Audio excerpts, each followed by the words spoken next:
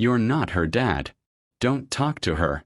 That's what my wife snapped at me after her daughter mocked me during my own celebration. That was the moment everything shifted. I canceled the party, filed for divorce, exposed her affair, and now they're broken begging. My answer to them: not my daughter, not my problem. Hey Reddit, I figured I'd share something that happened not too long ago. From the outside, my life looked pretty normal. Wife, stepdaughter, and a solid business I built from scratch. But inside the house, things weren't anywhere near as picture-perfect as they looked. Some lines kept getting crossed, respect disappeared, and I had to make a decision.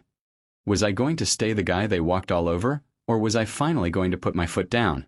10 years ago, I was a 45-year-old guy who started a landscaping business with nothing more than a beat-up pickup, a secondhand mower, and more calluses than cash.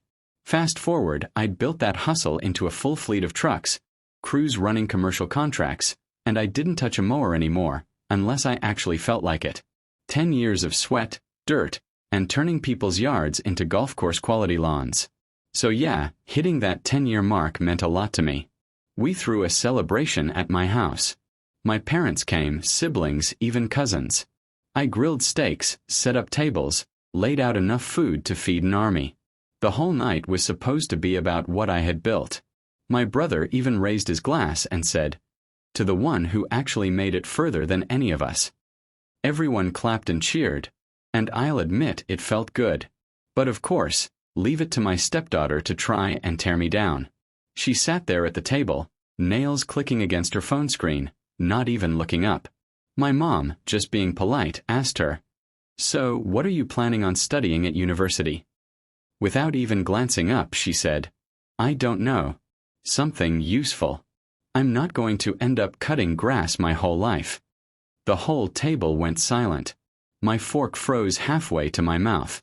I looked at her, smiled, and said, "That's cute. Remember who paid for that phone you're glued to? Yeah, the grass-cutting guy." That got her attention. She finally looked up, face twisted like she'd swallowed a lemon. "I'm just saying I want better for myself." "Good," I shot back with a grin. "Because the way you act, I'd never hire you. My crew actually respects me." A couple of people at the table coughed to hide their laughs. My stepdaughter turned red, about to clap back, but my wife Mia swooped in like she always did. "She's not your daughter," Mia snapped, glaring at me. "Don't talk to her like that. At least she knows what she wants. Unlike you, who got stuck doing manual labor." Most guys would have blown up right then. Maybe yelled. Maybe stormed out. Not me. I just smirked, raised my glass, and said, "Right. Stuck doing manual labor that paid for this house, your clothes, and her tuition. If that's being stuck, I'll take it." The look on her face was priceless. My dad even gave me a nod like, finally. But inside, I wasn't laughing. I'd been putting up with disrespect from those two for years. Stepdaughter ignoring me at dinner. Mia saying, "You're not her dad. Don't correct her." Stepdaughter sneaking in late, me asking where she'd been, Mia snapping, "If you have a problem with her, deal with me." Thing is, I let it slide. I kept telling myself, she's just a kid. She'll grow out of it. Mia was a single mom for years. It's hard to let go. I kept making excuses.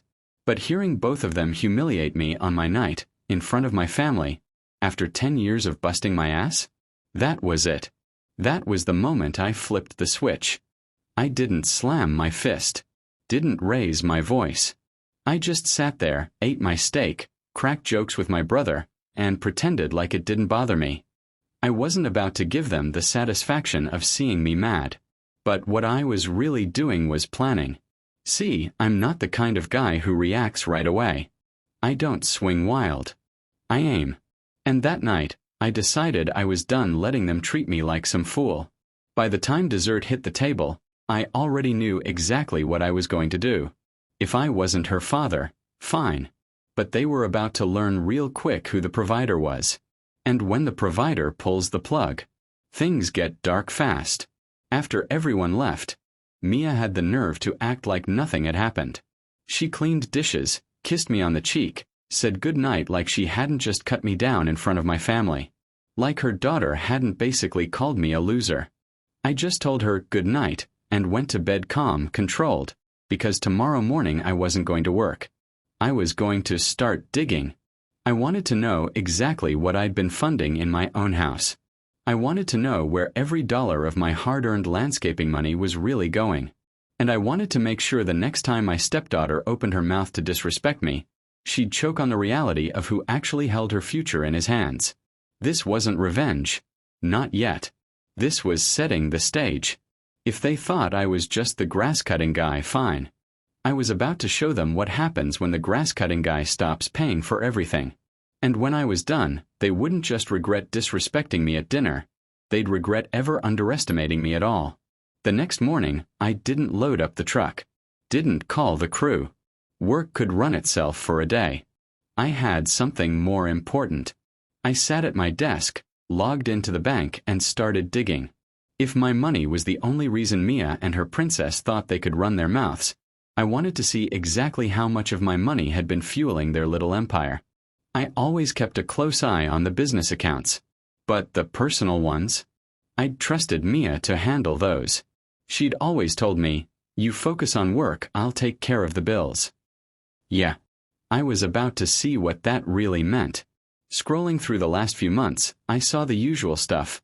Groceries, utilities, gas. All normal. But then something caught my eye. A regular payment every Thursday afternoon to a company with a way too polished name. Scholarly Success Tutoring LLC. At first, I brushed it off. My stepdaughter had mentioned private math lessons. But then I noticed something. Those tutoring charges always showed up at the same time as hotel charges across town. One at 3 p.m. for tutoring. One at 3:40 p.m. for a boutique hotel 10 miles away. Every single week. I leaned back in my chair and actually laughed out loud. You've got to be kidding me. Mia had been using the tutor as cover, which meant her little darling wasn't just disrespectful. She was running interference. I could picture it, me sweating through 12-hour days while at home. Mia was dropping her off for lessons, when in reality the guy was giving her anatomy lessons in a hotel room. Once I saw the pattern, I couldn't unsee it. Every single tutoring day matched a hotel charge. Then came the kicker. Transfers from our joint account into a personal account I didn't even know she had. Always labeled household expenses. Cute cover. 23 transfers in the past 6 months. Adding up to over $30,000. 30 grand. I bust my ass landscaping government properties and corporate campuses. And she's funneling $30,000 into her side project with the tutor. I didn't throw the laptop. Didn't slam my fist. That's not how I work. I just kept scrolling, screenshotting, saving everything into a neat little folder on my desktop labeled receipts. Because I wasn't about to play the emotional husband. I was going to play the contractor. And in my line of work, if you don't measure before you cut, you end up redoing the whole damn job. But I wasn't done yet. Paper trails were good. But video was better. So I drove to the electronics store, picked up 2 high-definition cameras, told the kid at the counter they were for neighborhood security. He tried to upsell me, but I already knew what I needed. 4K, motion-activated, audio-capable. By dinner time, 1 camera was hidden near the front door, angled just right to catch anyone coming in while I was gone. Video only legal on my property. The second one, tucked into a bookshelf in the living room, disguised among some old landscaping manuals. I tested the feed on my phone. Crystal clear, timestamps perfect. The next couple of days, I acted completely normal. Kissed Mia on the cheek. Asked the stepdaughter how school was. Nodded through their excuses. Meanwhile, every night I reviewed the footage. And there he was, the tutor, walking up my driveway, right on schedule, casual as anything. Hell, like he owned the place. At first, the pattern was hotel rooms every Thursday. But once the money squeeze started, they got cheap and started using my house instead. Sometimes they still booked a hotel. Sometimes they just did it here. Either way, the routine never changed. I watched him stroll in 10 minutes after I left for work and 2 hours later, walk out adjusting his shirt like some bad sitcom character. The anger was there, sure, but it was cold now, controlled. This wasn't about emotions anymore. This was about gathering enough to nuke them both without them even realizing I'd lit the fuse. By the end of the week, I had dozens of recordings. Tutor showing up, staying just long enough for a lesson, leaving when Maya's phone buzzed with my heading home text. She'd even timed it down to 15 minutes before I pulled into the driveway. That level of planning, that's not a fling. That's a whole operation. I backed everything up onto a flash drive and locked it in my truck toolbox. No way was I letting them accidentally wipe the evidence. But I wasn't just going to sit on it. I wanted to know what kind of legal ground I had before I made my move. So I booked a consultation with a lawyer, walked in Friday morning, shook his hand, and said, "I need to know my options if my wife's been committing fraud and adultery." The guy leaned back in his chair, adjusted his glasses, and said, "If you can prove unauthorized transfers and adultery, you're in a strong position. You can recover the money, and in a divorce, adultery weighs heavily in your favor." I handed him the flash drive. Proof enough. He clicked through a few videos, raised his eyebrows, and nodded. More than enough. Just be smart. Don't confront her yet. Keep building your case. Timing matters. That was music to my ears. Timing is everything. So that's what I was doing. Taking back control piece by piece, quiet, calm, strategic. Maya and her little tutor thought they were clever. My stepdaughter thought she was slick, running cover with her lessons. They were all so damn sure I was the fool in this story. What they didn't realize was that I wasn't just collecting evidence. I was moving my money, my assets, my contracts, everything, into places they couldn't touch. And when I was done setting the stage, they wouldn't just be exposed. They'd be broke, homeless, and begging the grass-cutting guy they loved to mock for mercy.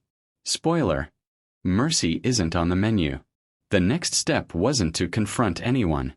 That would have been too easy for them. They'd cry, deny, flip the script, and suddenly I'd be the crazy husband overreacting.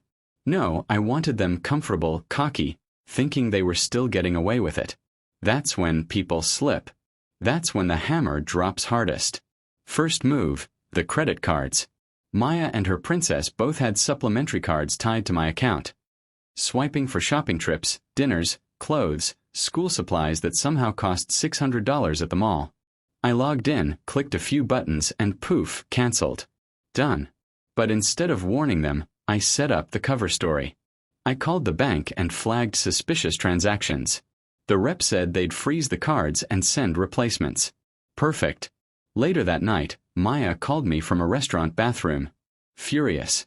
My card was declined in front of everyone. Do you know how embarrassing that was? I played it smooth. Yeah. Bank flagged some weird charges. They're investigating. Nothing I can do until they finish. Her voice dropped an octave. Investigating for how long? Could be weeks. It's a process. I sipped my coffee while she ranted. To her, I sounded clueless. To me, it sounded like music. The next few days were a symphony of whining. Stepdaughter stomping around because she couldn't shop with her friends.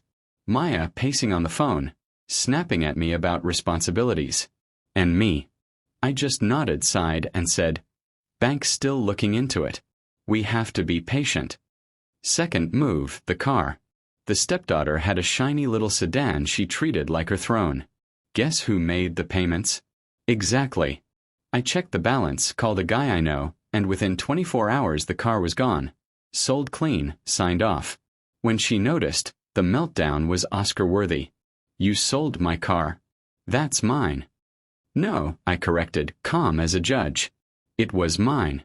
I paid for it, and the title is under my name. Plus, I can't afford luxuries while the bank's crawling up my back. You'll live." Her face went red. "This is abuse." I chuckled. Abuse is watching you drive around on my dime while disrespecting me in my own house. Consider this respect training. She stormed off and slammed her door. Maya tried to lecture me later, but I just shrugged. If you think it's unfair, You can cover the payments yourself. Silence because she couldn't. Third move, tuition. I didn't pull the plug completely yet, but I blocked the automatic payment. University sent her an email saying, "Payment declined." She came running into the kitchen like the world was ending. They said if we don't pay in by the end of the week, I'm dropped from all my classes. I looked her dead in the eye. Maybe you should apply for a part-time job then. Builds character. She nearly fainted. Maya jumped in, of course. You can't let her education fall apart. She worked too hard for this. I smiled. Relax. Once the bank finishes their fraud investigation, we'll be fine. That phrase, fraud investigation, became my favorite weapon. Every time they pressed, I gave them the same calm line. It was like pulling the pin on a grenade and tossing it into the room. Meanwhile, I was moving my assets like a chess master. My lawyer had told me what to shift and how. Joint accounts emptied into accounts under just my name. I even pulled everything out of the joint accounts and locked it down into separate business accounts under my name. My lawyer had already set up the structure months back. So by the time Maya went looking, every dollar was already out of her reach. All legal, all neat, all untouchable. On the surface, I was the stressed husband fumbling with banks. Behind the scenes, I was locking every dollar down. The best part? Maya still had the nerve to act sweet around me. Cooking dinner, asking about my day, giving me those fake loving wife smiles. I played along, cracking jokes, rubbing her shoulders, because I wanted her comfortable. The more relaxed she felt, the more careless she got. And I'll admit, it was kind of fun watching them squirm without realizing why. Stepdaughter whining about her hard life without realizing I was the reason the walls were closing in. Maya snapping at me on the phone, not realizing every dollar she thought she had access to was slipping through her fingers. That's the thing about being underestimated. When people think you're clueless, they show their whole hand. I wasn't the fool in this story. I was the storm they didn't see coming. And the longer I let them dance, the harder the fall was going to be. The first real crack showed up on a Monday morning. I was drinking coffee at the kitchen counter when the stepdaughter came storming in, phone in hand, eyes wide like she just watched her world collapse. "They suspended my exchange program," she shrieked. "They emailed me this morning because the final balance deadline wasn't met. My scholarship is frozen. They gave me 72 hours to pay or they'll reallocate my spot to someone else." I took another sip, set my mug down, and gave her a look that probably made her blood boil. Calm, relaxed, almost bored. Guess that fraud investigation is still messing with payments. Tough timing. Her jaw hit the floor. "Are you serious? This was my dream. You have to fix this now." "No," I said flatly. "What I have to do is keep the lights on and the mortgage paid while the bank sorts this out. Maybe you should apply for a part-time job. Builds character." She gawked at me like I'd grown a second head. Maya stormed in seconds later, already in defense mode. You can't let her future fall apart. She worked too hard for this. I looked her dead in the eye. She's not my daughter, remember?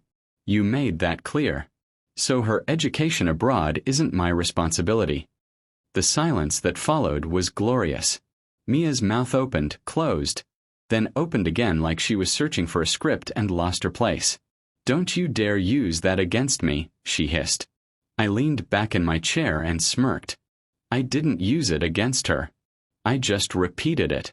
That same afternoon, while I was at a job site, I checked the live feed from the bookshelf camera. There they were, Maya and her tutor. I turned the volume up, and what I heard made me laugh out loud in the truck. The tutor was pacing the living room, rubbing his forehead. "This is risky, Maya. He's going to find out. He's not dumb." "Relax," she said, pouring. She poured herself a drink like she was queen of the castle. Smiling, smug, completely at ease. "He's so focused on work and his business," she told the tutor. "He doesn't notice anything. And even if he did, he'd never walk away. He's too tied down." The guy frowned, pacing. "I don't know, Maya. What if someone sees us?" She laughed, actually laughed, and it cut like a knife. He's my safety net. Until you can give me the stability he gives me, I'm not risking anything. He pays for everything. You think I'm walking away from that? That one hit me different. Not because it hurt, but because it confirmed everything I already knew. This wasn't some fling. This wasn't confusion. It was calculated. She wasn't lost or torn. She was using me like a damn bank while auditioning her next guy. And the kicker. My stepdaughter wasn't clueless either. She knew all about these so-called study sessions.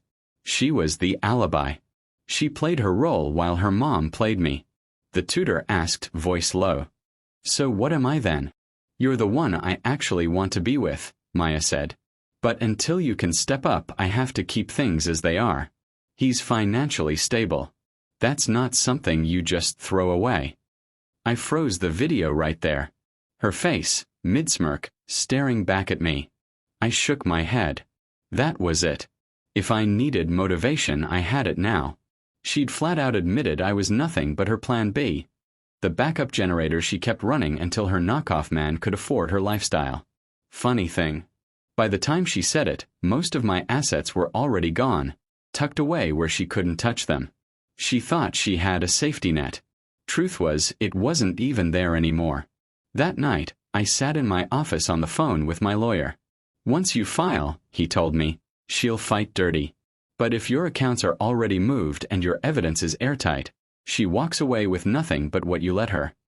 Music to my ears. I hung up, leaned back and let it sink in. Maya thought she had it all balanced perfectly. Me for the wallet, the tutor for the fun. My stepdaughter thought she was clever, covering for her mom while riding my dime. They wanted to laugh at the grass-cutting guy. Fine. They were about to find out the grass-cutting guy doesn't just mow lawns. He clears the whole damn field when it's time. I had enough evidence to bury them 6 feet under in court. Bank transfers, hotel receipts, video clips. But I wanted more. Something live, undeniable. People like Maya always twist things. It's not what it looks like, you misunderstood, blah blah blah. I wanted them cornered, caught in real time, no room to lie. The tutor was the weak link. He wasn't just some fling. He was married. His wife had no idea she was being played. And honestly, she deserved the truth. Another betrayed spouse on my side? That doubled my ammo. So I dug. Wasn't hard. His last name was on the tutoring receipts. One quick search, and there she was, his wife Iris. Local schoolteacher. Facebook full of smiling pictures with him and their 2 kids. Picture-perfect family. I thought on it for a night, then sent her a message. Hi, I know this is uncomfortable, but I have reason to believe your husband is involved with my wife. I can prove it. If you want to see, let me know. She replied within the hour. Who is this? I gave her my full name, mentioned my landscaping company so she could check I was legit. She went silent. Next day, she messaged back. Meet me. I need to see what you're talking about. We picked a coffee shop. Neutral ground. She showed up nervous, clutching her bag like it was a shield. I didn't waste her time. Opened my laptop, pressed play. Her husband, walking into my house like he owned it. Maya laughing in the background. Timestamp after timestamp lining up with hotel charges. Her face went pale, then red, then pale again. She covered her mouth, shaking. Oh my God. That's my husband. Yeah, I said flatly. And that's my wife. Her eyes blinked fast, fighting tears. How long? 6 months. Every Thursday, when my stepdaughter supposedly had tutoring. I flipped to the bank statements, hotel charges, the full timeline. Her hands trembled as she stared at the screen. Finally, she looked at me dead in the eye. So, what now? That's when I laid it out. Tomorrow, we both leave for work like normal. But we don't actually go. We come back after 30 minutes. If I'm right, they'll be in my house, doing what they always do. We catch them together. No more denials. No way out. She swallowed hard, eyes fixed on the table, then slowly nodded. I want to see it with my own eyes. Then tomorrow, I said, closing the laptop, we end this. Friday morning felt like game day. I played my role perfectly. Kissed Maya on the cheek, told her I had to check a big contract, walked out the door like everything was fine. She smiled back at me, that fake loving grin, and I almost laughed. 5 minutes later, Iris texted. I left for work. He thinks I won't be home until late. Ready when you are. I told her to meet me at the park. We sat on a bench, quiet. She looked wrecked, makeup barely covering the bags under her eyes. You sure about this? I asked. She nodded, hands shaking. I need to see it. I need him to see me see it. That was enough. We walked back to my house. I unlocked the door. The evidence smacked us instantly. Shoes tossed by the door, a jacket on the floor, laughter drifting down from upstairs. Iris stiffened. I motioned for her to follow. Step by step we climbed. Voices, moans, sounds you don't need explained. I pushed the bedroom door open, and there they were. Maya and the tutor, tangled in my sheets like it was their honeymoon suite. The tutor froze, eyes wide, scrambling for the blanket. Maya gasped, hands covering herself. I leaned on the doorframe, smirking. Well, looks like tutoring really is hands-on these days. Iris's voice cracked like a whip. You bastard. The tutor stammered. I can explain. Explain what? She shot back, shaking with fury. That you're cheating on your wife with someone else's? That you've been lying to me for months? Her voice rose sharp and broken. You're done, Dominic. I'll bleed you dry in court. House, car, child support, everything. His face went white. Maya tried to jump in, her voice trembling. Wait, it's not what it looks like. I laughed in her face. Really? Then what's it look like? Because from here, it looks like you've been screwing on my dime. Her tears came instantly.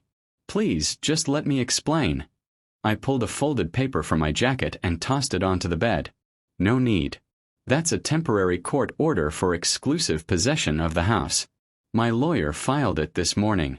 The judge signed off, and a process server already posted it on the front door.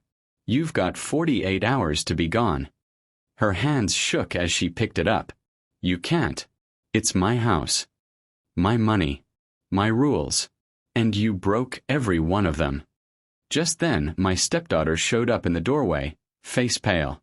Mom, what's going on? I looked straight at her. What's going on is your mom's been cheating with your tutor. And you knew. You covered for her with those study sessions. She opened her mouth, then shut it. Silent. That silence told me everything. Congratulations, I said coldly. You're just as guilty. You wanted to treat me like I was nothing? Fine. Now you're going to find out what life without me actually feels like. Iris stormed out, muttering, lawyer. The tutor scrambled after her, begging. She shoved him away. Maya reached for me, sobbing. Please, we can fix this. I stepped back. No. You kept me as your plan B. Guess what? The safety net's gone. You're finished. And with that, I left her there, half-dressed, clutching court papers while her whole house of lies collapsed. I didn't scream. Didn't argue. I just grabbed my keys, walked out the front door, and drove straight to my lawyer's office. The paperwork was already prepped. All it needed was my signature. 30 minutes later, it was official. Divorce filed. Grounds: adultery and financial fraud. The perfect combo. Maya wasn't just losing me. She was losing the free ride too. When I came back to the house, later that night she was sitting in the living room, eyes red and puffy, wrapped in a blanket like some tragic movie character. The temporary court papers were right there on the coffee table, but she pretended they weren't even in the room. Please, she whispered, voice shaking. We can talk about this. I made a mistake. I dropped my bag by the door and smirked. Mistake? A mistake is forgetting to turn off the stove. What you did was a 6-month operation with a full-time tutor/lover. She started crying harder. You don't understand. I was lonely. I was confused. Confused. I cut her off. Funny how you weren't too confused to funnel 30 grand into your personal slush fund, or too lonely to schedule hotel meetups like clockwork. Spare me. Her whole act flipped in an instant. The sobbing stopped, and her eyes narrowed. You can't ruin her future because of me, she snapped, pointing upstairs. She's innocent. She worked hard for her Italy scholarship. If you really cared, you'd still pay for it. I leaned against the wall, arms crossed. First, she's not innocent. She knew. Second, she's not my daughter. Remember, you reminded me of that every single time I tried to parent her. So guess what? Her future isn't my responsibility. That one landed. She froze, lips trembling, realizing I'd just thrown her own words right back at her. For once, she didn't have a comeback. And right on cue, the stepdaughter came down the stairs, phone in hand, sobbing. They emailed me again, she cried. The suspension is final. I lost my Italy placement. They said the spot is gone forever. Do you know what that means? My life is ruined. I stared at her, calm as stone. Sounds rough. Maybe next time you'll think twice before covering for your mom's little hotel adventures. Her face twisted. This isn't fair.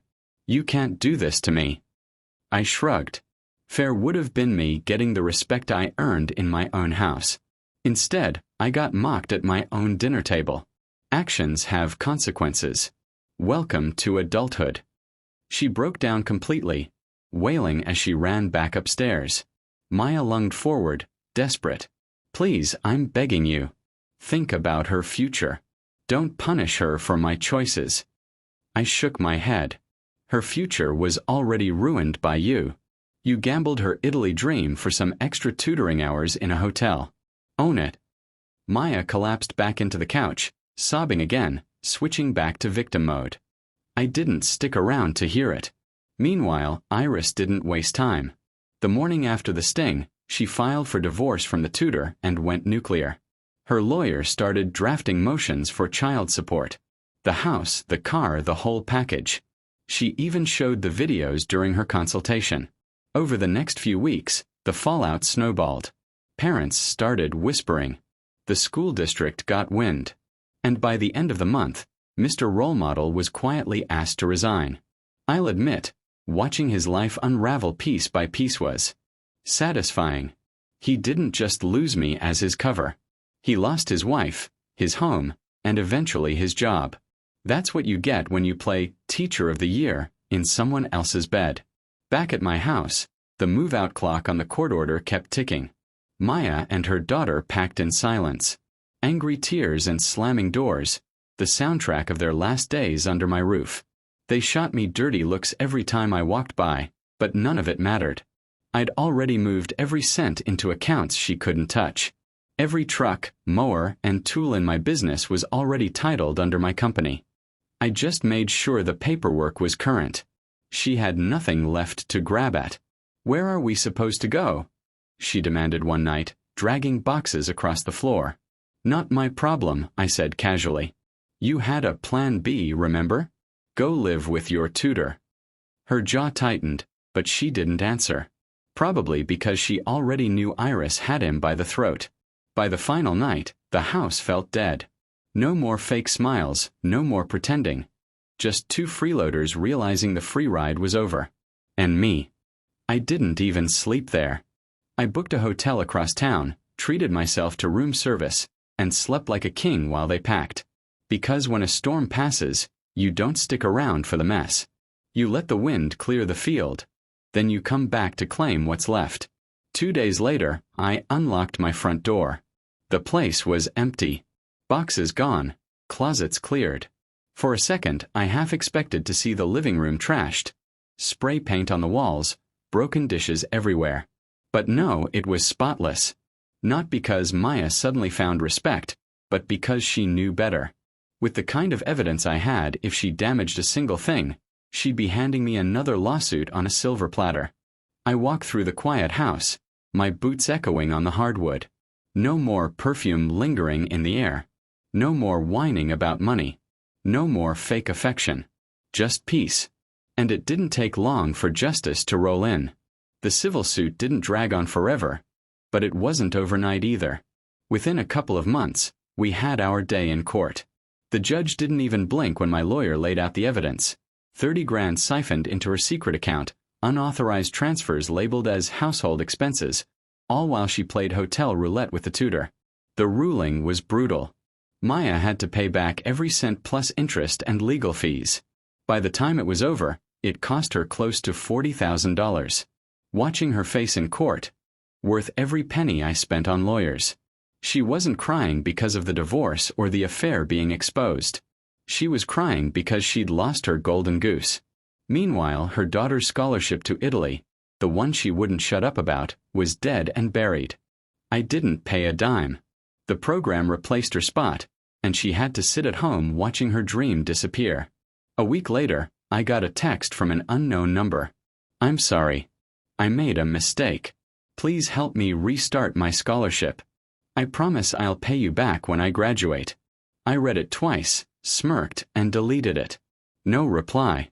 Not my daughter, not my problem. The tutor's life unraveled even faster. Iris wasn't bluffing. She filed for divorce, went after the house, the car, and locked him down with child support that would keep him broke until retirement. On top of that, word spread through the school district. A married man caught sleeping with a student's stepmom? Parents didn't want him anywhere near their kids. He was asked to resign before the board made it official. From respected teacher to unemployed loser in under a month. I didn't lose sleep over him. That was his wife's problem now. And she handled it with the kind of precision I respected. As for me, I didn't stick around in that house. It felt fake. Since it was in my name alone from before the marriage, I put it on the market and sold it within 3 weeks. Then I bought myself a new place. Top floor apartment in a better part of the city.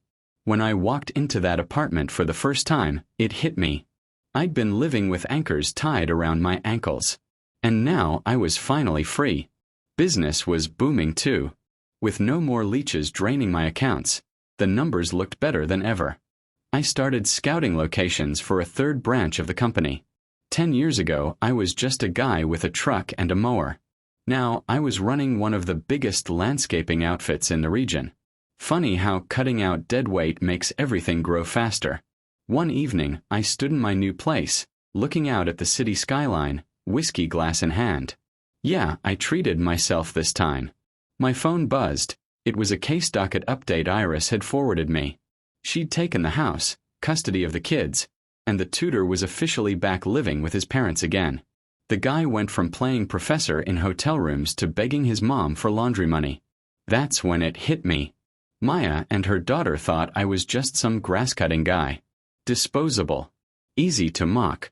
Easy to use. But I wasn't disposable. I was the reason they had anything in the first place. And once I pulled the plug, their whole world collapsed.